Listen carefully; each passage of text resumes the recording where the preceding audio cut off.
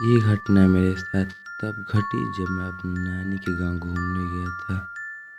मेरे नानी का गांव जंगल से कुछ दूर पर है, इसलिए रात होने के बाद मेरे गांव का रास्ता बिल्कुल सुनसान हो जाता। और कारण यही नहीं, उस रास्ते पर भटकने वाली चुड़ैल भी हैं। दरअसल उस दिन मैं बहुत खुश था क्योंकि मैं अपने नानी के गांव जा रहा था। पापा के कुछ दोस्त आने के कारण हमें निकलने में देर हो गई। हम शाम के 5 बजे घर से निकलने नानी के गांव दूर होने के कारण मैं पहुंचते पहुंचते रात के 10 बज गए। जब हम उसी रास्ते पे थे तब अचानक हमारी कार रुक गई। पापा ने कार चालू करने की बहुत कोशिश की पर कार चालू नहीं हुई। उन्हें लगा शायद कुछ खराबी आ गई होगी, इसलिए वह कार से उतरकर बाहर देखने गए। वह कार में खराबी देख ही रहे थे कि मेरी नज़र उस जंगल के एक पेड़ पे पड़ी, जिसके पीछे से किसी औरत की परछाई मुझे बुला रही थी। मैं कार से उतरकर उसके पीछे जाने लगा। कुछ दूर जाने के बाद वह परछाई अचानक गायब हो गई। मैंने देखा कि मैं जंगल के बीचों बीच आ गया हूँ। मैंने देखा कि उस जंगल के बीचों बीच एक कब्रिस्तान है। तभी अचानक मेरे पीछे से किसी के दौड़ने की आवाज़ सुनाई दी। वह दौड़ते दौड़ते मेरे पास आया और तुरंत मुझे वहाँ से भगा कर ले गया। हम भागते भागते उसी रास्ते पे आ गए जहाँ हमारी खराब हो गई थी। मैंने देखा कि मेरी मम्मी पापा मुझे जोर जोर से आवाज़ दे रहे थे। मैं तुरंत उनके पास भागते भागते गया। वो आदमी भी मेरे पीछे पीछे भागते आया।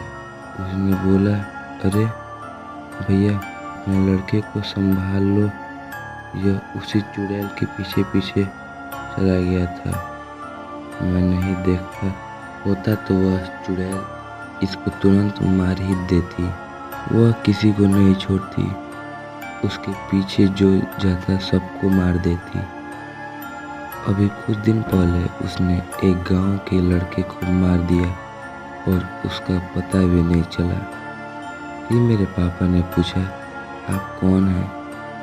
उन्होंने बोला, मैं इस गांव का रहने वाला हूँ, लकड़ी ले जाने के लिए जंगल में आया हूँ। फिर पापा ने बोला, चलिए मैं छोड़ देता हूँ। मैं उसी गांव जा रहा था। हम वहाँ से निकल गए। पापा ने उनसे पूछा, अच्छा उस औरत के साथ हुआ क्या था? उन्होंने बताना शुरू कर दिया। दरअसल ये औरत एक जादूगरनी थी जो काला जादू किया करती थी। यह हमारे गांव की रहने वाली थी। इसने पूरे गांव के नाक में दम करके रख दिया था। फिर कुछ दिन बाद गांव के सारे बच्चे धीरे धीरे गायब होने लगे। सारे गांव वालों का शक इसी औरत पे गया।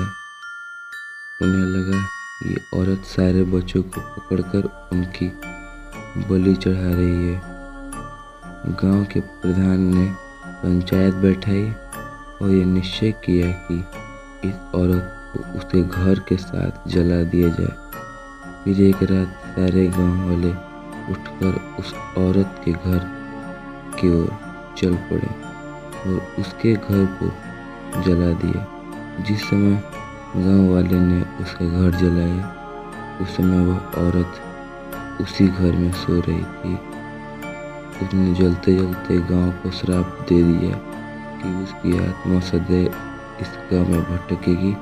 मृत्यु के बाद गांव के प्रधान ने यह निश्चय किया कि उसके शरीर को जंगल में बीचों बीच वाले कब्रिस्तान में दफना दिया जाएगा।